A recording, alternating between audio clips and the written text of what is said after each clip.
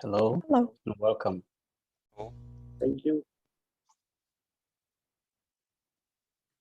Okay, good afternoon from here and good morning, good evening, wherever you are joining us from. We'd like to start today's section. And my name is Dana Samuel. I'm an Associate Capacity Development Expert with the UN Project Office on Governance, part of the Division for Public Institutions and Digital Government, UNDESA. I would like to welcome you to today's section, the second section, which is part of the online capacity development workshop on disaster risk reduction and digital governance for local resilience. As part of today's section, we're trying to look at the second part of what we did on Tuesday. And today's section is going to focus on the aspects that will give us the practical tools and provide hands-on experience as we have the opportunity to be able to discuss amongst ourselves and also share ideas and learn from each other through peer-to-peer learning. So I want to use this opportunity to welcome you all to this section and also invite you and thank you also for your very encouraging and impressive participation and active engagement in our last session last week on Tuesday. And we hope we are going to continue this way into this session. So today, briefly, I would like to show you how the structure of the session is going to be. So we have two presenters. I will introduce them later on when I'm calling on them individually to do that. So first, I'll be the moderator, as I mentioned, and we have a first short presentation. Then that will be followed by a group work. That's where we have the breakout section. So today we have two short presentations and also we have two group breakout sessions. Then afterwards, after each of the breakout sessions, we have participants back to the main room where we call the reporting back. Then some few people, in case we have time, will be able to share with us what they have learned or what they have been able to, a summary of what they've learned through the group discussion. So today we have much of our time focusing more on discussions, focusing more on very active engagement, which couldn't happen in the previous session because the previous session was introducing the concepts, the global frameworks, as well as the strategies for this. So then I would like to also advise that if you are not speaking, because we are using a meeting platform, in case you are not speaking, kindly mute your mic. You only be invited to speak when it's question and answer session. So to introduce the session, I'll first call on our first speaker. And the person, we have two speakers. So today's section on urban resilient tools and digital government solution for disaster risk reduction will be delivered by Ms. Christina Toland. She is a program management officer with the UN Office for Disaster Risk Reduction and also Office for Northeast Asia and Global Technical Institute. She'll give the first presentation and we'll go for the break session and come back to have the second presentation by Mr. Kepenya, who is a senior governance and public administration expert with the UN Project Office on Governance, part of DPIDG UNDESA. Thank you, and let's welcome Ms. Anna to have the floor. Kindly mute your mic, please. Thank you, Dana. Yes. Let me wait. My colleagues can help me.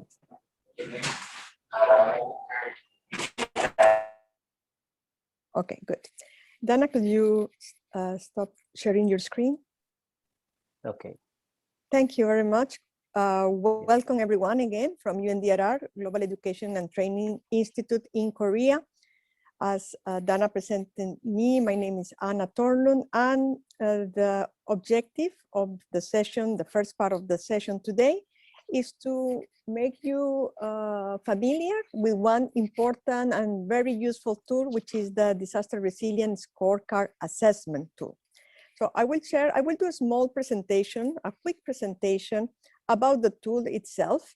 And after the presentation, we're going to break into groups to use the tool. The idea is that we use our time today to really see how this tool can help your cities to assess their disaster resilience. So let me first come back to the summary of what Sanjay Bhatia was sharing with us last Tuesday. And he shared with us about the MCR 2030. I would like to give you again and remind you about the snapshot about the MCR 2030. The goal is for local and governments, the cities, to become more resilient and sustainable by 2030. We have 10 years to make this objective reality, with two specific aims: is to increase the number of cities they commit to reduce local disaster, but also climate risk and building their resilience. And the second aim is to increase the number of partnerships. We need partnerships at global level and at regional level to make this happen. Three strategic objectives have MCR 2030. One on understanding risk. So we need evidence-based information to make sure we have risk-informed decisions. We need capacity to develop local DRR strategies. We need the tools, the approaches. So today we are going to focus specifically on applying the self-assessment and diagnostic tool, which is the Disaster Resilience Scorecard. Preliminary version we're going to use. And the third strategic objective is to implement local strategies and plans. How cities will go and implement strategies and their plans is by improving their ability to design, to develop and implement their plans, but also increase their understanding and access to finances, and to take the systems approach. The MCR 2030 has a cross-cutting strategic objective, which is to strengthen vertical and horizontal links, vertical from city, local units to the government, but also from the government to the cities and the cities to the government, and horizontal with the local partners, NGOs, private sector, and also the cross-cutting strategic objective to connect between cities and learn from each other. This is a summary of MCR 2030. And again, I would like to share about the system of system thinkings. When we're looking at the city and the local government, we cannot see only the mayor's office, the municipality. We really need to look across the different departments from communication, healthcare, ecosystems, transportation, water, etc. So the tool we're going to use today is the Disaster Resilience Scorecard assessment. We're going to use the preliminary version. So we have two versions. We have the preliminary here in blue and the detailed version. So two versions are available to the cities. This version, this tool, is structured around the 10 essentials of the making cities resilient. These 10 essentials, we're going to look a little bit more in detail, because we are going to divide our groups into 10, accordingly with the 10 essentials. So we have the 10 essentials, which are fundamental issues that cities needs to address in order to become resilient, different areas. We have a tool also, but we're not going to use today, but I would like to share with you, is the quick risk estimation tool. It's a quick risk assessment that you can use in case you have not done at your city level a multi-hazard risk assessment done by an university or a technical assistant organization that help you. This quick risk estimation tool will tell you, give you a very fast way to see a matrix of the levels of risk of your city. And the Disaster Resilience Scorecard assessment, you with this tool, with the Disaster Resilience Scorecard, you will have a baseline. And that baseline will tell you what is going well in your city, what is going less well in your city, in the different areas, and you can prioritize and develop and use that assessment, that results, to develop your action plans. The action plan, the development of the plan, we're going to do it next week, next Tuesday session. As mentioned, the Disaster Resilience Scorecard is structured around the 10 essentials. These 10 essentials, we have 3 enablers. We need to organize for disaster resilience. We need to know who is responsible for what, who coordinates the response, the preventing actions, the coordinations, and the development of the plan. This is governance, risk governance, essential one. Essential two, you will look at the risk scenarios. You will look at climate risk scenarios. You will need to know understand what are your hazards, what are your exposure level, and your vulnerabilities. So with this, you understand and use the current risk scenarios. And the third one is financial capacity. For financial capacity, we need to know where are the initiatives in the city that can help us to invest and to use for disaster risk reduction, preventive measures.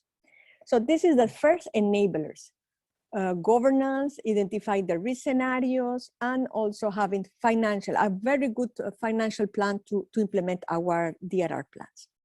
Then we have 5 operational essentials from 4 to 8. Number 4 is about urban resilience, so urban development. Are we using building codes? Are they developed? Are they implemented? We're looking how the city is designed, and if we are using the new designs and approaches into our city to make the city more resilient. The number 5, essential 5, it's about protective functions, enhanced protective functions, ecosystem management, natural ecosystem services. We had a very good conversation on Tuesday with Dr. Murali about DRR ecosystems. And this essentially will make assessment how we are protecting the ecosystems, how we understand their services, and how we do transboundary agreements with other cities in order to collectively protect those environments that are shared among cities. The number 6, essential number 6, is about institutional capacity. We are looking with this essential about how we strengthen the capacity in our organizations, how much the staff know about disaster risk reduction. This is also, for example, important in order to have cross-sectoral coordination and collaboration. As we know, COVID-19 has highlighted very much that if you want to deal with a pandemic or other diseases, you have to work.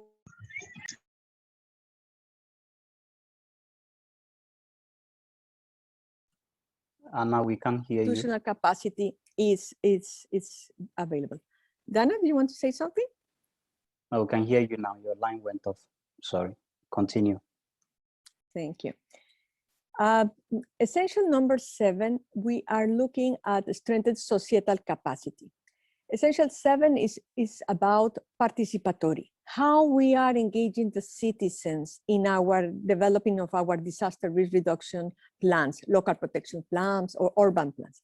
How the citizens are consulted, or how we are working with the school programs, the teachers, raising awareness of the citizens, the schools, and the private sector.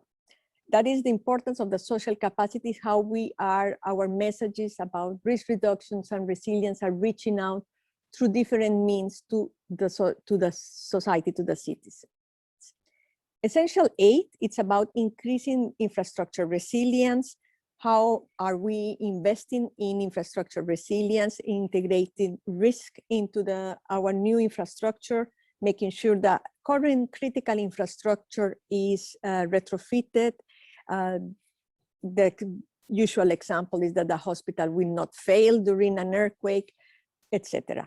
So this is essential number 8. And essential 9, it's about preparedness and disaster response. In a summary, early warning systems, how the city is doing the drills, for example, at school, at national level.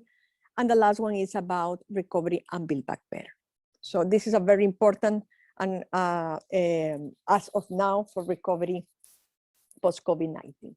So the 10 essentials, as I just shared with you, it will help us to do the assessment of the level of resilience of the city. And it will help us to incorporate into our governance. So the 3 first will help us to incorporate into the city governance. From 4 to 8 will help us to integrate planning, integrating between departments, and 9 and 10 on response planning. And all of this assessment will help us to develop the resilience strategy and plan. I hope I'm not going beyond the time. Very quickly, the disaster resilience scorecard assessment we're going to start right now to use. You will have a tool, colleagues, if you see the chat, my colleague Charlie is sharing with you the link where you can download any of the two, but for today exercise, we're going to use the disaster resilience scorecard preliminary, W. What is the difference between the both? This is a very common question we receive. The difference is the numbers of indicators. The preliminary assessment has 47 indicators in a question way, and you have to score from 0 to 3. And that detailed assessment will go more in depth. This is for a city that has already doing work on disaster risk reduction, have a plan, but wants to really go more in depth. So we use detailed assessment. In the case, for example of Incheon Metropolitan City, we have used the detailed assessment. How we use the tools is not used for one single person, one consultant, one person that you hire in your city to do the assessment. The tools are designed to make available in a multi-stakeholder workshop. For example, you invite different departments together and use the tool. In the same example I used for Incheon Metropolitan City, what we did is that before the workshop, we distributed the 10 essentials to the different departments. And they came up together into the workshop with also citizens and private sector and different other actors into that workshop. Sometimes when we plan or when we do assessment, we do at the municipality level where they are not sitting some representative from local. So this is the opportunity where you really invite other stakeholders and you bring together. And in that case, I was giving the example.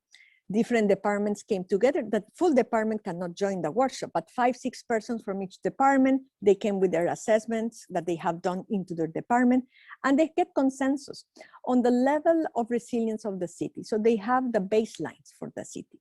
After they have the disaster resilience scorecard assessment, they can improve and inform their already action. They have action plan in the city. So this is how it works, the tool. And it was developed by IBM, ECOM, and UNDRR in 2013. This is how it looks, the PDF file that you can use also in a workshop without the Excel tool. But the Excel tool is very nice tool that I recommend you because that's what we're going to use. We are going, and I explain you now how we will do the group work. We're going to divide in 10 groups.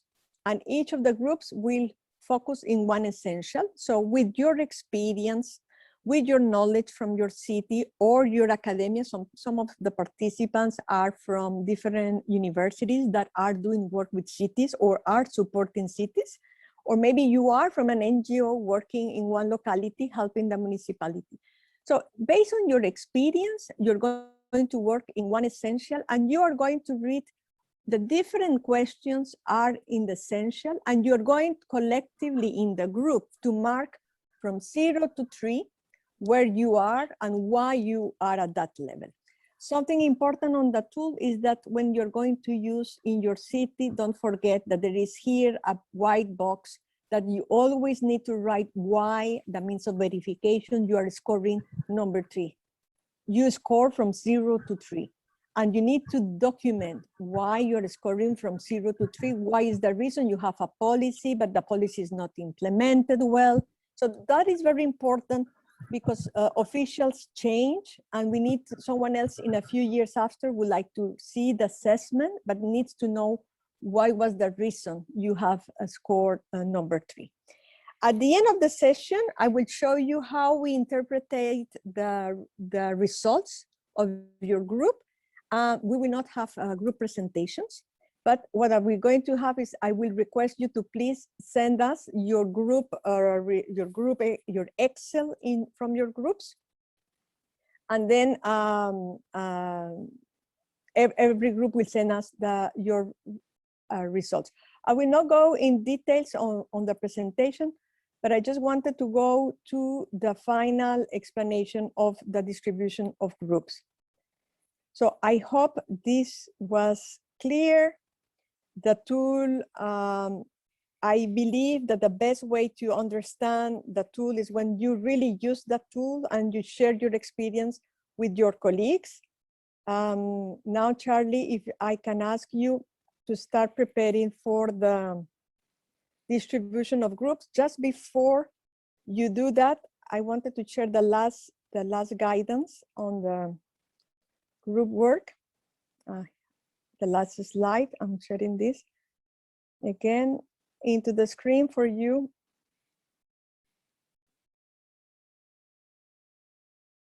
So quick guidance on how we will do the group work.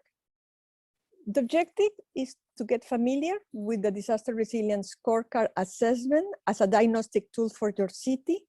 You will be divided into 10 groups, so you will have 10 to 12 people in your group, participants. You can open your mics and your screen, interact between you, but we need a leader. We have 45 minutes to discuss, and we need someone who has downloaded the Excel tool. We need that you download the preliminary scorecard assessment tool, the Excel, and you share your screen. So you collectively ask the questions of the tool and you assess and you share your experience, why you will say what's happening in your city in that particular area. And then you will share your assessment with us by email. You have to select one city maybe from the group members, or you collectively, one question will be the city of Quezon City in Philippines, and the second one will be Ulaanbaatar in Mongolia. So you can share in the way you feel comfortable into the groups. If you have really a preference because of your background or your city, or you are working in infrastructure, you are an engineer, and you really want to go to the discussion of group who's going to discuss the essential about water, communications, energy. So please write the number of the essential before your name, as you can see in this screen. And later on, when you will be in the group, I will move to the desired group you would like to go. So the group number 1 will discuss and work on the essential 1, organize for resilience. Group number 2 about risk assessments. Number 3 will look at finance. 4, urban resilience. 5, ecosystem management. 6, institutional capacity development. 7, social capacity. 8, infrastructure resilience. 9, early warnings, preparedness, and 10, recovery and build back better. So each group will focus only on one essential. So I hope to be clear, and we are going to the group distributions. I will see your questions of the chat, and I will come back to you after the group work. Okay, thank you so much, Ms. Anna, for such an insightful presentation in the beginning, and also for the opportunity to be able to learn together based on this tools, the scorecard tools you provided. And each of us, I think, it provided an insight as to how to go about using these tools in equipping ourselves to be able to conduct these assessments based on our country or societal context, and how to know the gaps and the next step to take, especially in developing our action plans to be able to close these gaps. And I know this discussion will continue, will be an ongoing one, and we can receive more feedback even after this session. So thank you very much once again for a great job. Congratulations. So we'll just move quickly to the next section. I would like to invite Mr. Kepin Yao, who is a senior governance and public administration expert.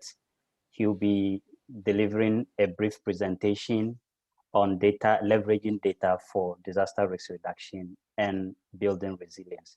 Right after that, we'll go to our breakout section based on the template we provided earlier. That one is just supposed to help us share what we already answered, and we move back and close for the day. Thank you very much, and Kepin, you have the floor. Okay, thank you, Dana. Jenny, can you bring out the, okay, thank you. Okay, good afternoon, good morning, everyone. So it's my great pleasure to deliver this presentation on the leveraging data for DRR and building resilience. Before I move to my presentation, I would like to give a general background introduction about this session. The data is very important for evidence-based policy design and decision-making, as well as the monitoring and review of a policy implementation. Actually, data has become the most valuable strategic asset in the digital information age.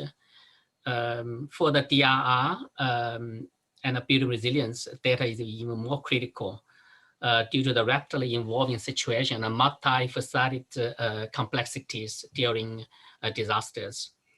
Also, DRR is different from other shocks. It requires real-time, quality, and interdisciplinary data. And also with the advancement of high-performance computing, cloud computing, big data, and the data analytic tools like machine learning, data has created much value added for forecasting and predicting, risk simulation and assessment, automated and or augmented decision-making.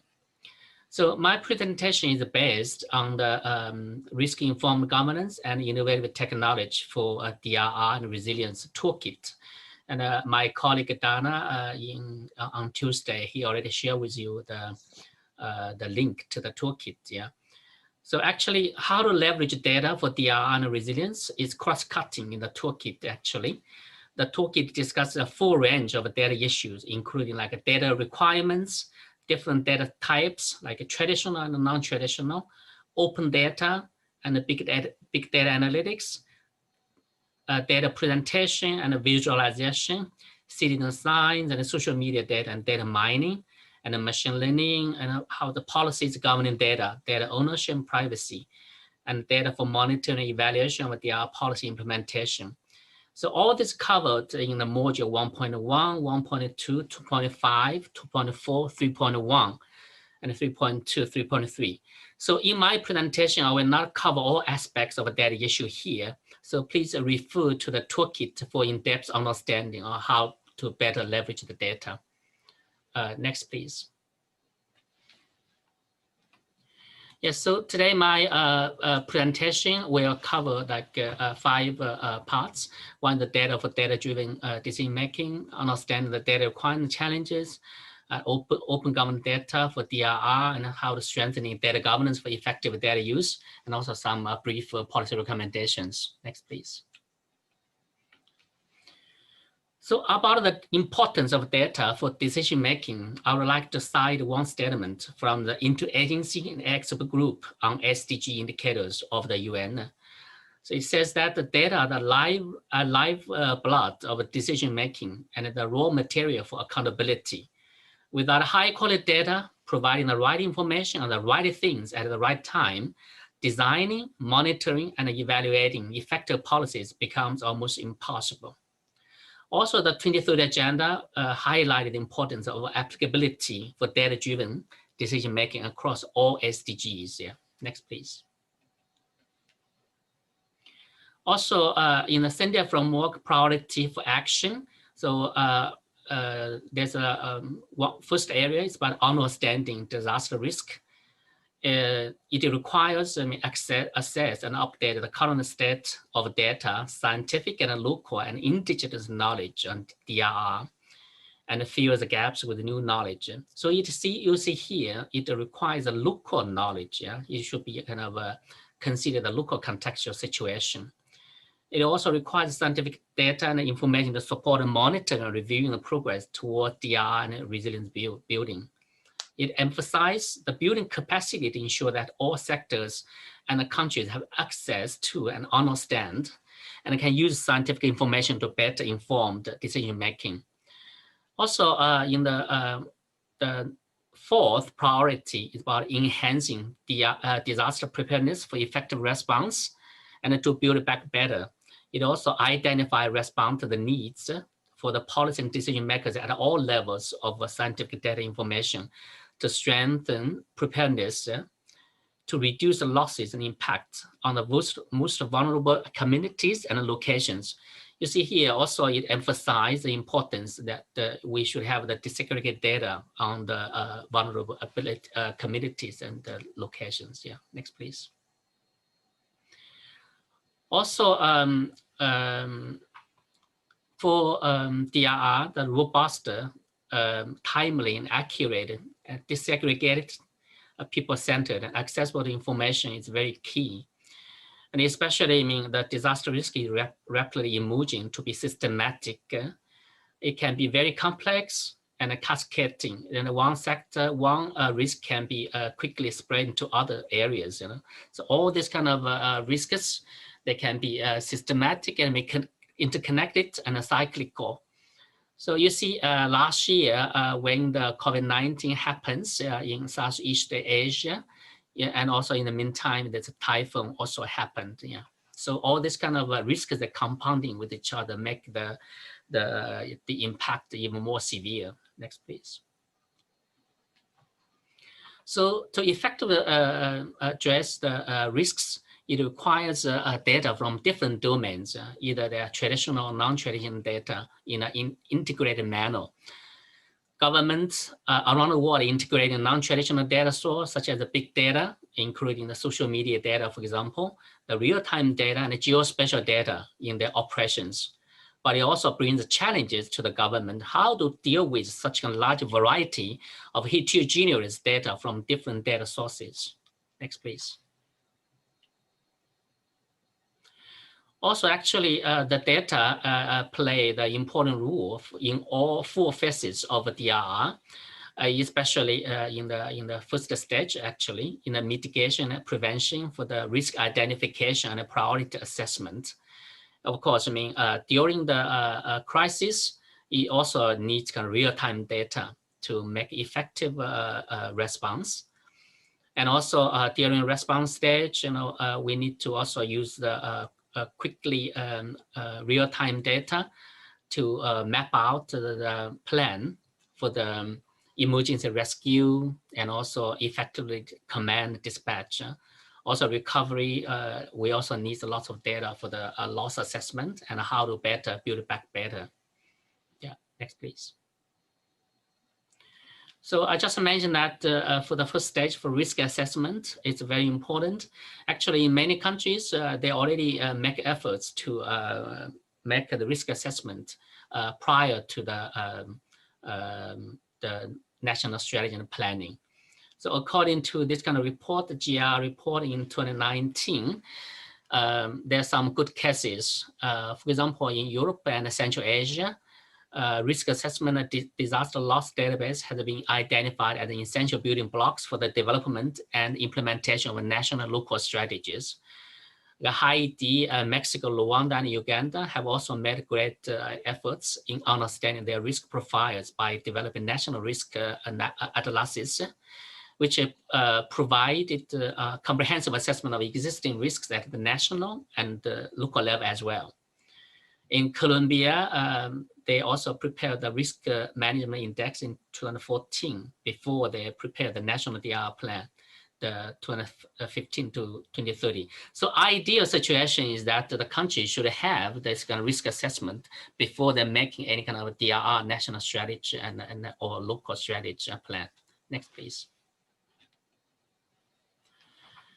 Also, please be noted that because of the new data technologies, the importance of open data and big data, especially those kind of mobile data, networking, and social media data and data analytics, their importance is rising significantly. The government also have been experimenting with the new tools and the different data modeling by using the potential of new data technologies into their policies, especially in the DRR and health policy. Next, please. And also this is the trend about increasing use of satellite imagery, crowdsourcing, and social media for DRM over the past several years. Next, please. And another more recent example is in Bangladesh. The one case is that they use the developing a predictive model to take timely decision to address these dengue cases. Yeah, so they use the different sources from, like, for example, the hospital records, the entomological data, the meteorological data to check the weather, and also the socio-economic and demographic data, and also the mobility data. So you can see that use the data for better predictive analysis is not just a privilege for developed countries. Developing countries, especially those kind of vulnerable countries prone to disasters, they can also be equipped with expertise and skills and to better leverage data for the DRR. Next, please. And next is some general kind of a policy and institutional trends around the data globally. This one, it's I started from the UN e-government survey 2020. So many countries, they're exploring the new possibilities of data, and also they try to better collaborate with the private sector to better leverage the power of data. Next, please. And also for the disaster risk decision making, that relies on often on imperfect and incomplete data at the beginning. But as the new information obtained or produced, the uncertainty associated with this decision is reduced. As the decision maker, they can get more accurate and relevant information, then the more effective the decision making can be. So all this kind of, they can check what's the pre-existing data and also what's the new data sources coming up so that it can improve their decision making. Next, please. And also we know that all countries are confronted with a limited budget. So when we try to limit channeling, assigning the limited resources towards DRM, it is the hazard risk assessment that represents the most decision-making tool for disaster risk managers. Yeah. So actually, the hazard risk assessment are the product of extensive data collection process that utilize a variety of resources depending on the hazards being assessed. So this one is a kind of a typical template, how you rank the risks. Yeah, you integrate all the risks together, and you analyze the likelihood and also exposure of the risks. Next, please. And also hazard monitoring is also a vital component of a resilience and DRM capacity. Monitoring provides early warning and situation awareness, which enable a more effective responses. Yeah. So the data sources for monitoring could include like the data from sensors, from the satellite imagery, or the from the citizen science, the first-hand reporting from citizens. Yeah. Next, please. Also, the response and also recovery also requires more detailed information that is required for notification and warning. In the lead up to and aftermath of an emergency or disaster, new data sets are generated using assessments. Different stakeholders may be tasked with incident management or coordination. They must know the relative confidence at any time and what is happening, where it is happening, and what is needed, and what is required to address those needs, and what resources are available to building back better. Next, please. Of course, to better use the data, we should also understand all these kind of existing challenges. The most common challenge is about data sharing. Because we just do some exercise. It's about a lack of leadership or coordination mechanism. The people working in silos, and also there's institutional barriers for data sharing, and also the data quality is poor, and also maybe the lack of interoperability across a different database system. Yeah, and also that there's no kind of coordinated organizational policy to allow for data sharing. Next, please. Other challenges could be like data availability is very limited, and the data quality is poor, and there's no effective risk communications. Because to ensure that risk communications and other stakeholders should be also engaged, and also through multi-channels. And also we need to enhance the statistical capacity building and improve the data interoperability to accommodate different heterogeneous data, and also to ensure the synergy to across increasingly complex data systems. Yeah? And also the data literacy for government officials and also for relevant stakeholders is also very important. And also for the data collection, sometimes also very fragmented, different ministries or different institutions, they just do individually. There's no kind of communication with them. And also there's kind of a disconnect with the different institutions, yeah. And also, of course, I mean, with the new technology, especially like satellite image, GPS information, the government institutions and all the other stakeholders, they should also pay attention how to better do the data innovations, yeah. Especially nowadays, the social media becomes so powerful, and the citizen science, the data is also very important, yeah. And of course, I mean, all this data manipulation, it also heavily relies on ICT infrastructure. So we should also improve the digital divide, bridging digital divide, and enhance the digital connectivity, like increase the investment in the broadband. Yeah, next please. And next, I would like to briefly mention about this kind of open government data for DRR. Nowadays, governments have taken stock of huge amounts of data on like environment, climate, construction permits, forest, geographic data, and flood risk assessment data, land use planning, and also meteorological and water level management for disaster risk reduction. Those data are accumulated and also they're collected or maintained as taxpayers' money. So it is right that this data should be made available to the public. And also for the academia, civil society organization, the IT business, they're also very important sources. Yeah, next please.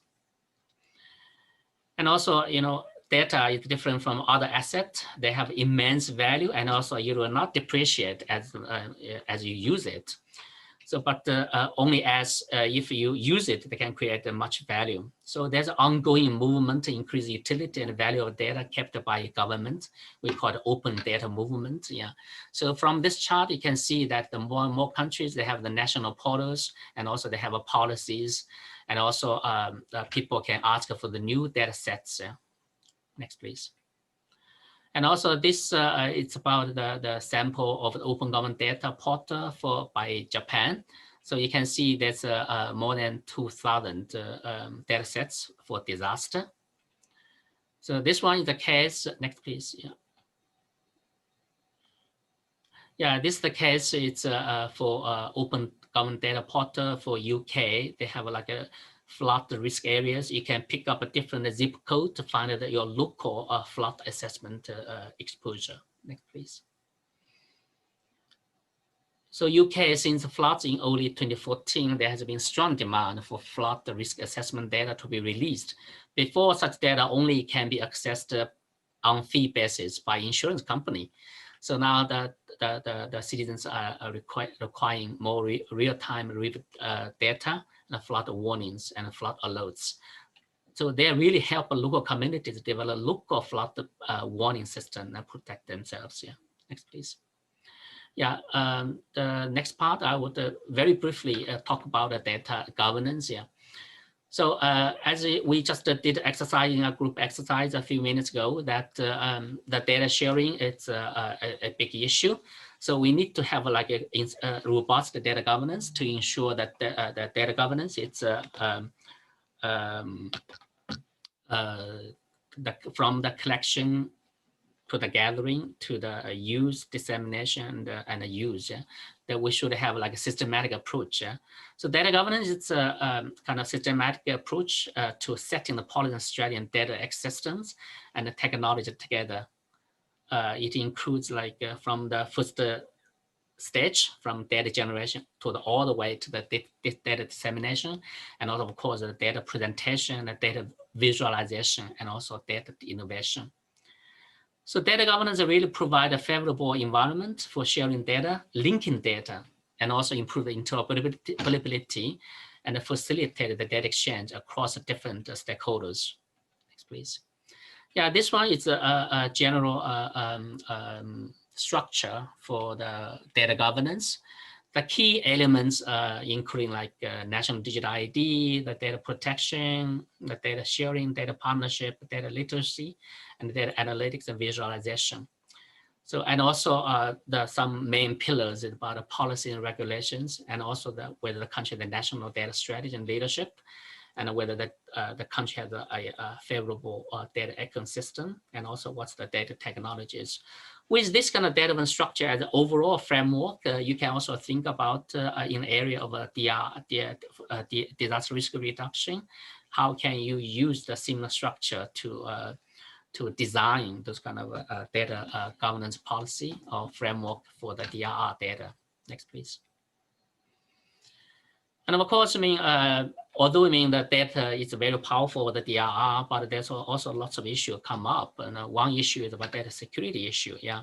So so many countries already have like cybersecurity legislation, and also many countries have this kind of HTTP's extension to ensure the stability and the security of the database. And of course, during crisis, ICT infrastructure become even more important. So it's very important to, to strengthen the resilience of ICT infrastructure. Because during crisis, the people maybe have the more demands on government services on website. So at that time, how to keep ensure that the government website, government portal can still accommodate the surging demands in a short time.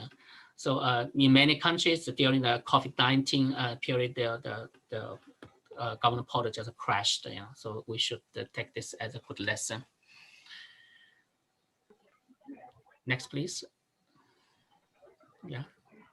Next. Yeah, skip this one. Okay, just some general policy recommendations. Yeah, so very briefly. First of all, the data demands are evolving. So, and also with the new technologies, so we should encourage the data innovation. The government should work together with other stakeholders. Yeah. And also data disaggregation is very important, especially for during the response stage, and also during the recovery stage. We should enabling the inclusion of vulnerable groups. Yeah. And also we should strengthen the open government data. The citizens should press the government to release more data sets. And also, of course, engagement of other stakeholders, especially citizen science and the private sector for data collection and analysis is very important.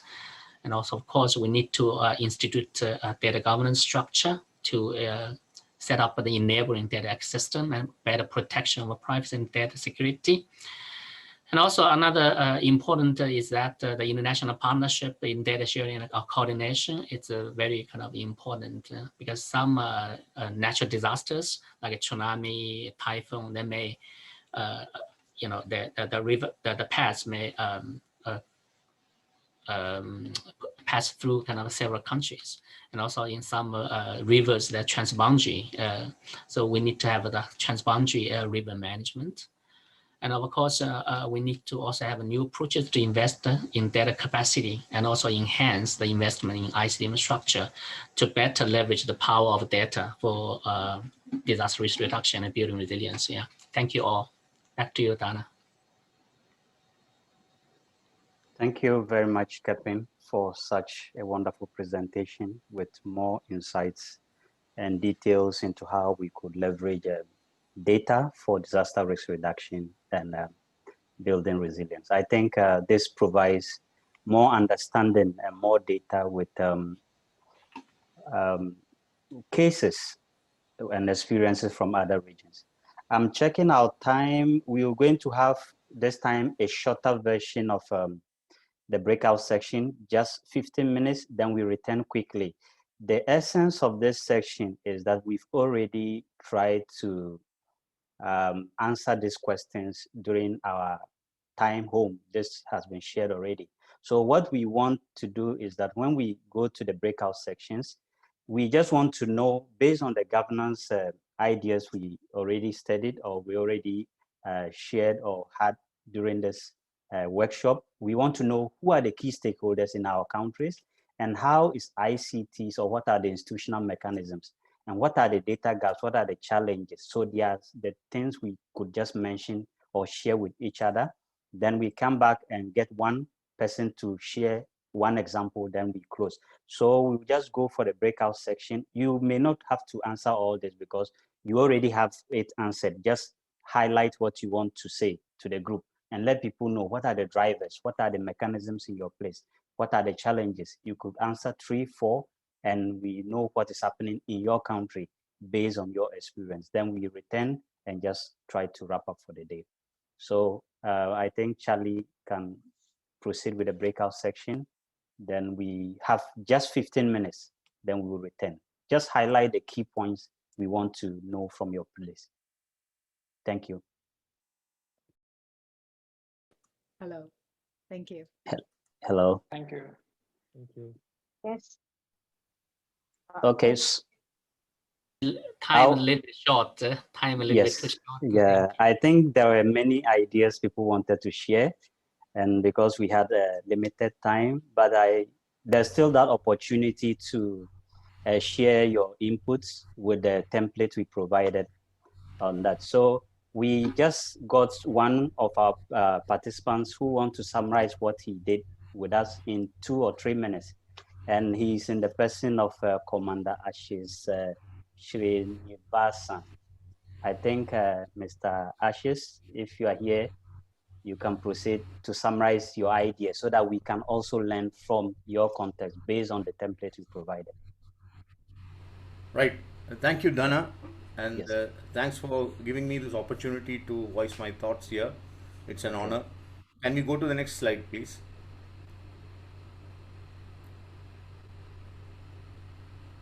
Okay. Yeah. So when we are talking about, I'll be very quick in this because the breakout groups have already discussed certain points. This is my thought processes, which I'm sharing with you. When we talk about DR and DRR key stakeholders, there are the first and foremost is the vulnerable communities which are affected by the hazards. And then comes the local governance bodies and the fire and rescue department, which is in the Indian context, is the first line of defense for them. Then comes the local language media, because India is a very diverse country and we have several languages that are spoken, almost 1500 languages that are spoken here in this country, and with so many scripted and non-scripted languages as well. So the printed media, the local language media has got a big role to play to bring people together. Public and private sector companies involved in communications have got a big role to play. Then the regulatory bodies, Coastal Zone Authority, Town Planning Authority, village and municipality officers, all these people have got a huge role to play as a stakeholder in the disaster relief and rescue and resilience part. The NDRF, the National Disaster Relief Force, is the second line of defense, which comes after the Fire and Rescue Department. Then comes the Armed Forces as the third line. In the institutional framework, we have the Disaster Management Act of 2005, which is governing the constitution of the NDMA, National Disaster Management Authority, which has got a state body as well, SDMA, and the state body has got individual district bodies as well. The point to note is that, you know, the organization of the panchayat and municipal level, which is below the district, is not very clear. Then we have the cabinet committee on management of natural calamities, and the NDRF, which is acting as the funding agency. So the first NDRF is the force and the second NDRF is the funding agency. Next slide, please.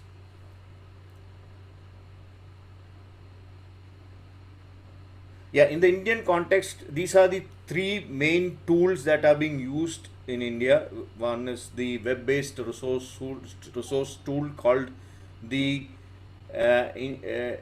Disaster Resource Network, IDRN. And then comes the National Database for Emergency Management, which is a GIS-based platform. And the third one is the National Emergency Communication Plan, which is a VSAT and ISDN-based network, which links the central operating room and the state operating rooms.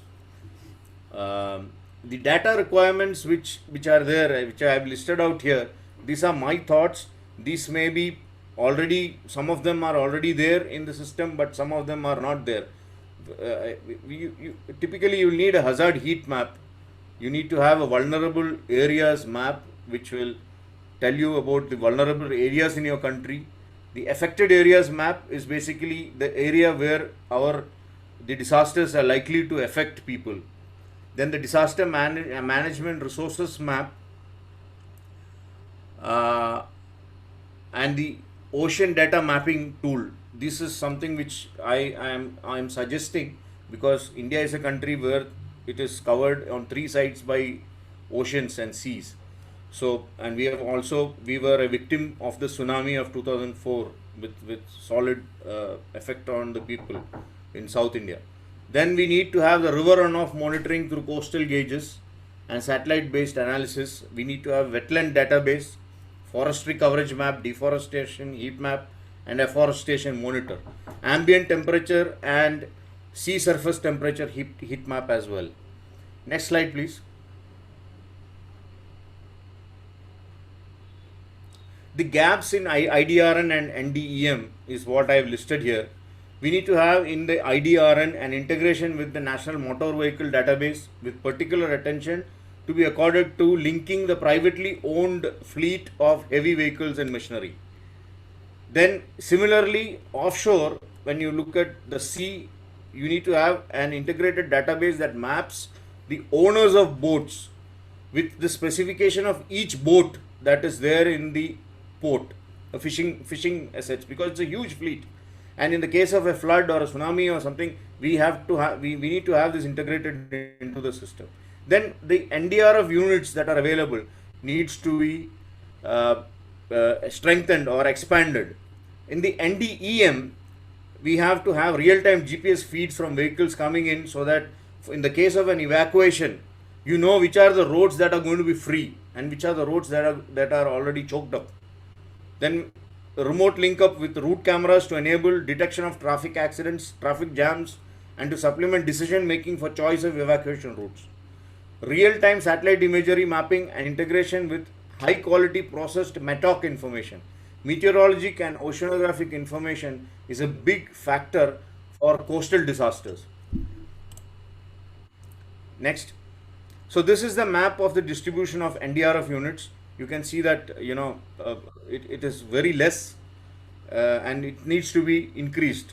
We've got only about 11 battalions of NDRF, and in Kerala, which is the southwest state, which witnessed 2 massive floods in 2 consecutive years, does not have a relief unit or a response unit. It has to be mobilized from outside the state. Next slide, please. Next one, yeah. Thank you. So when you look at the drivers, this is what we were discussing in group 10 a few minutes ago. We need to have a clear understanding in the minds of the disaster managers of the hazards, the vulnerable areas, and the capacity constraints that they have, and the resource availability. Then what is the awareness level they possess regarding ICT, and what is the range to which it can be used? How do you do training and boots on the ground for the disaster managers to witness how things happen on ground? In a classic example, in my place, in the last 2 years, 2019-2018 floods, we have seen district collectors actually going onto the field and reaching out to the people, carrying load on their shoulders like anybody else as a rescuer, and taking part in the rescue. That's a big learning for him or her who has been part of it. So likewise, other people also need to get trained, exposed to it.